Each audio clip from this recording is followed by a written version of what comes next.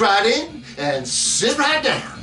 Daddy, let your hair hang down, baby. Woo! How you doing, my little gardeners of the vinyl type?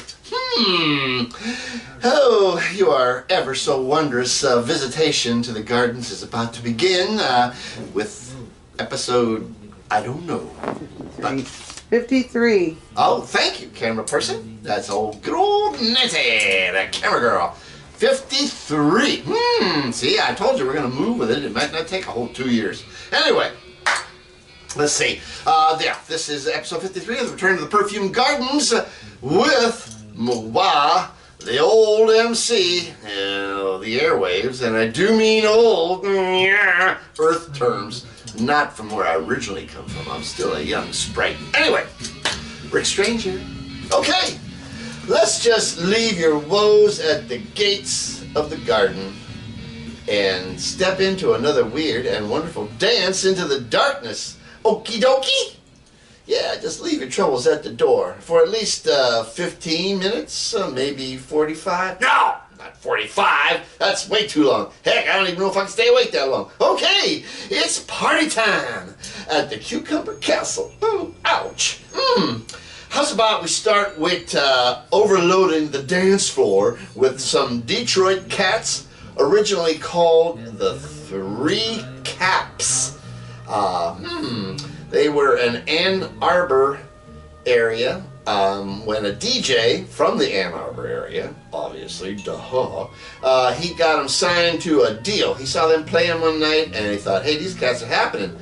Well, that 45 stiffed, and you know, right after that they said, hey, enough of that, we don't need this anymore. So they broke up. Now, fast forward to 1966, and there's a new dance craze that had just brewed up. Now, back in the 60s, I remember doing the frug and the hully gully and the swim. I used to like doing the swim. But there was this one called, let's see, what was this one called? Oh, it was called the Cool Jerk. Is this going to ring a bell or not? Clang, clang! Woo! Anyway, the cat that was the singer in that band, the Three Caps, he comes up with a tune that was so effervescent and popular that he said, you know what? We got to get the band back together. And they did. And, well, big time, baby. He reformed these cats and they changed that whole little doldrum scene that they were in into a real blast-off. And they changed their name to the Capitals. And, well, the rest is his story, or in some cases, her story. Well, anyway, let's get out on the dance floor and shake that groove thing called the Cool Jerk, baby, now.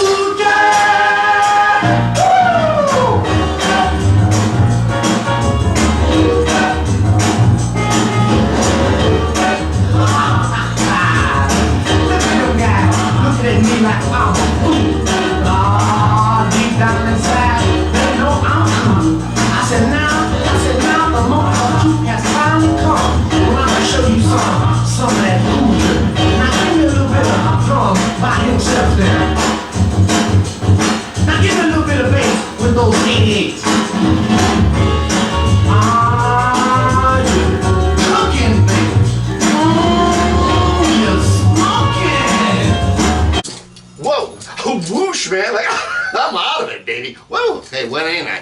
Listen, let's take a look at the old recorder.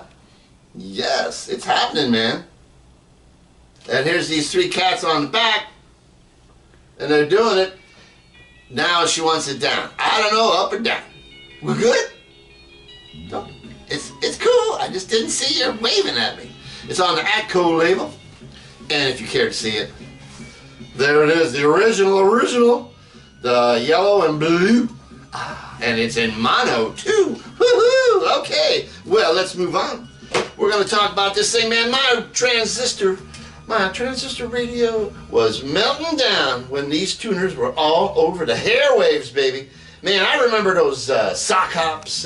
You know, they just get out on the dance floor and do your thing. You know, baby, you didn't even need a partner. You just had to go out there and do it. And it was happening, man. I mean, wow, the good old days of radio when there was such a thing. Man, that was a hot time when radio was happening. Let me tell you, good times, man. Good times. So, well, now, let's overload your audio again with a Boston Fink piece, a power trio, a jazzy fuzzy, etc., duh. And they were called Eden's Children. You know me and Boston Beans, I love them.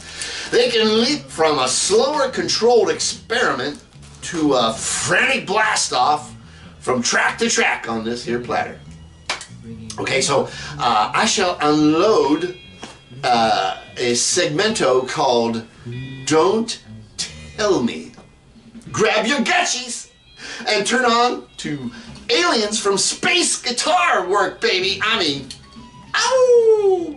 Xenomorphs playing away. Okay, I got your back on terra firma when we come back this way. Ow!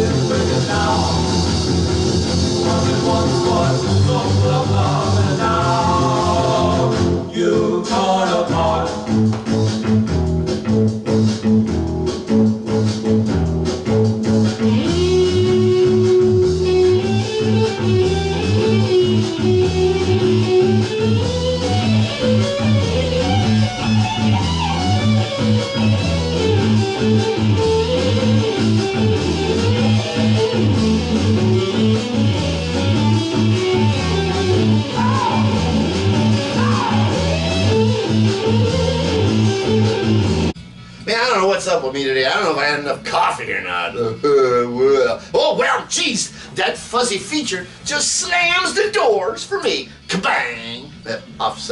Offstage side left. Anyway, lots of noodles in this soup, I'd say. So we're going to peruse the cover. Dig the front.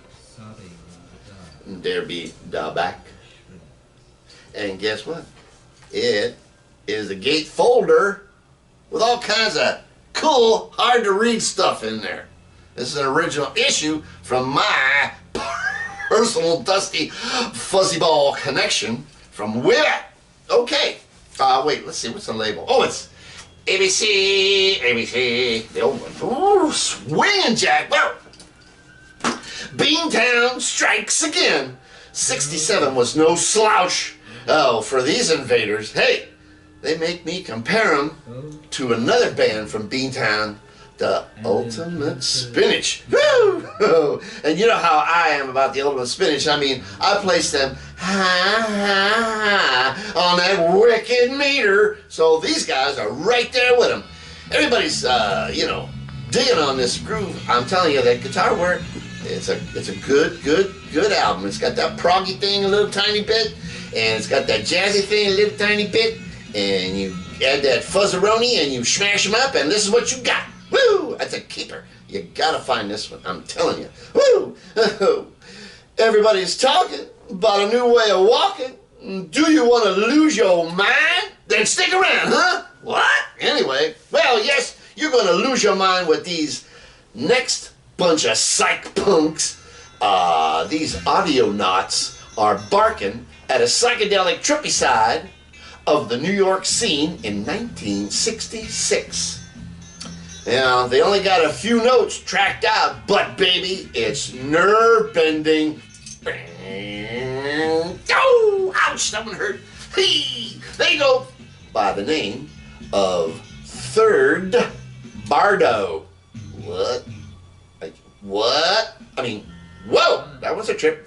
Well, let's tell you why they're called Third Bardo. It's a reference to an extraction somewhere in the Tibetan Book of the Dead. Whoa, baby, I'm digging that. I have not perused that book. I have read the Egyptian Book of the Dead, which is a real mind trip, but wandering. Mummy, I'm not going to pay any attention to that one. Anyway, some cool stuff here, I'd say. Have a listen to these Creative Manifestational 45 that they put out, and it's called I'm 5 years ahead of my time. Oh, be forewarned, this ain't no Pepsi generational anthem, babies.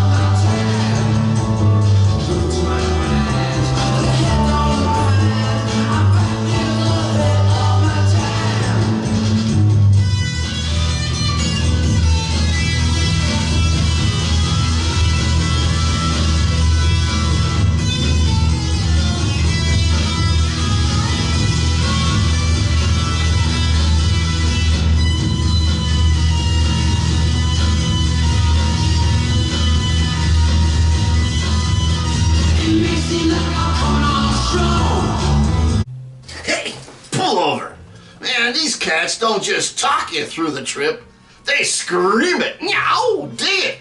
Let's take a look at this little offering here. Are we in good shape with everything there, young lady? Okay, that's the front. It's kind of hard to see. And then there's a little bit of a black and white photo in the back that shows the boys, and then of course there's the usual non-readable writing. I didn't bring my magnifying glass again, you know, that's, what are you going to do? It's cool, it's a 10-inch 45. I'm digging it. It's got 6 cuts on it. And it's got the A and the B side, which is, it comes with I'm 5 years ahead of my time, which we played, and then the B side was Rainbow Life. 2 good ones. So let's talk a little bit about this business. You know, let's see, where should I start? Oh, well, let's talk a little bit about the band first. They were a big hit in New York City and the surrounding counties. One of their claim to fame was they opened for the Doors in 1967 at the Scene, which was, I didn't ever go there. I went to Max's Kansas City, but who cares? They didn't play there either. What? Drifting, always drifting. Moor the boat. Anyway, it's too bad that they only had a lifespan of a moth. I mean, they were gone before they could promote the 45, which was really a bummer because the local stations, get this one, you're going to dig this. This just tells you what was going on in that timeline. I mean, besides the Smothers Brothers being censored to death on their TV show because you couldn't say hi to what the local radio stations were saying, they were freaked out by the tune. I mean, what? If you want to be freaked out because it's really happening, well, that's one thing, but they think that there was some kind of a drug reference, and there was no drug reference. It was just craziness, man. I mean, it was happening. These guys were high energy. Whew. Well, anyway, you figure out that problem of why they canceled them out, and we'll both know. So they drifted into the abyss, unfortunately. So, you know, I'm kind of feeling a little crusty and crunchy today again. Well, I'm mostly always feeling a little crusty these days. I'm not aging like some fine wine. More like some fossil 3 miles below an old lava bed. Huh? What? Who cares? That's got nothing to do with anything. That's why I mentioned it. Oh, well, whatever. Huh? So, I'm going to shove a ramrod into the fire and scorch your sensibilities with a cut called Too Old from this band called Andromeda. And the name of the album is Andromeda. Woo, that's easy to remember, ain't it, baby? It's not hard for me. Woo-hoo. Plug in and tune it up loud, kids. Now.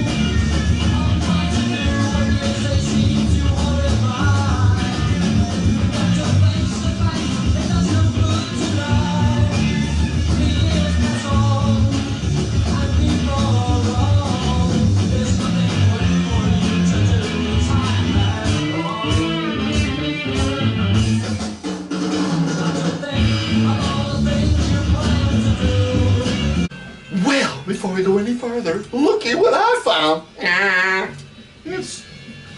His nickname is Shorty, but he was christened, I must say, he was christened Iggy Pup.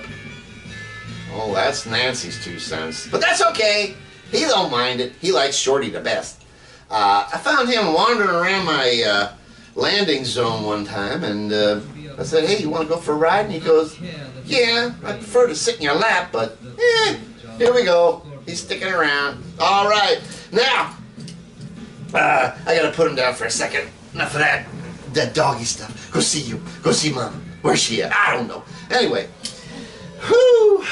Now, there's your spoonful of heavy for today. And here is the record. We're looking at a reissue because you cannot afford an original copy. Well, maybe you can, if you're a smartashian kind of a person. I don't know, you got a lot of money because you sold tennis shoes. I ain't got it. It's cool. It's very cool. Anyway, so here's something I'm going to throw out there that Our guitarist on this particular record is somebody that may be of interest to that Cosmic Brian guy. Woohoo! Let me tell you about his show. Well, I won't. You do dial him up. You'll get a load, and it's happening. Anyway, the guitarist's name is John Cann of those Atomic Rooster guys. Yeah. Here's a note of interest. John, the bass player, and the drummer, they also did a side project, and I dig this because I got this record. It's called 5 Day a Week Straw People. Coolers! How about that one? That's strictly a studio band, and that is a happening record. I don't know, I think I might have mentioned that some time ago, but I have to check. Anyway, well, both of those records should interest you, Brian. Anyway, all right, so this is good English psych prog thingy, and that's what's going on here, folks. It really is Crunch City. I'm telling you, that's your bowl of Captain Crunch for today. I'm gonna try and keep dumping some of this out there on the table and seeing if anybody grabs a handful. And maybe if they do, we'll just keep plastering it on the wall. Anyway, so you got time for one more? Well, I guess you do. You stuck around for a trip this long. Okay, well, I'm all over this next group like a new suit. Oh, they're coming at you from Southern Cal, led by a guy named David Marks. And the name of the band is The Moon. Zounds! Woohoo! This effort is Zonk City, baby. It's through and through with some really heavy-duty, let's see if I can say this word correctly, Beatlesque vocals. Yes. And hey, I even hear some of that Nas, the Todd Rundgren band here too, but that's no coinky-dink because the Nas was just getting started into it during this period, so they couldn't have been influenced by him. What? Yeah. Okay, Scooby, take it easy. Oh, yeah. Any Sasquatch, let's do a tuner called Got to Beam. No, that's not right. It's Got to Be on My Way. Sit back. You need a rest to ease that wired up tension that you may be feeling right now. Dig it.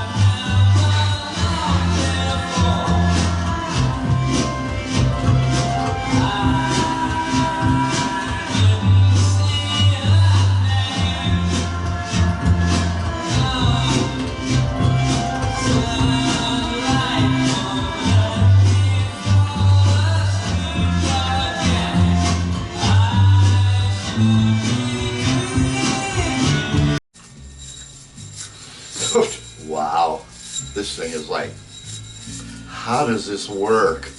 I'm overcome by the scientific effect of it.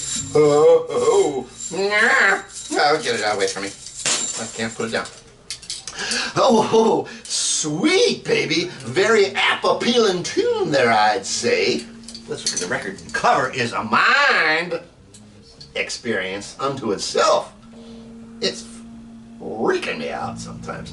The name of the record is called Without Earth, and it's on the Imperial label. Yeah, this is an original copy that I've had. I tell you what, you try to buy this now, and buddy, you're going to be wearing a barrel home from the bank because it costs a ton, and I don't know. Yeah, whatever. Anyway, let's see.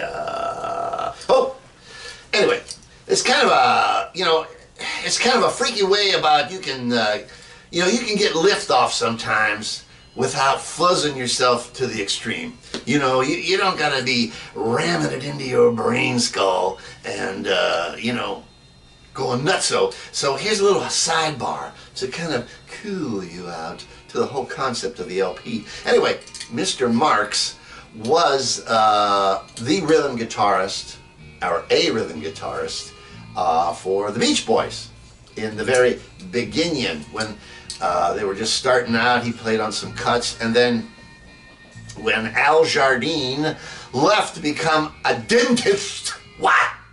He left the Beach Boys to become a dentist? Well, I don't know. I think Jardine needed to fill that cavity between his ears. Anyway, while he was gone and absentee, David played on Surfin' USA, plus the first 4 or 5 records on top of that, anyway, in piecemeal. You know, so, I mean, the cat's out there. Anyway, whatever, this is a really cool piece from 1968. They did another record, which I have not heard.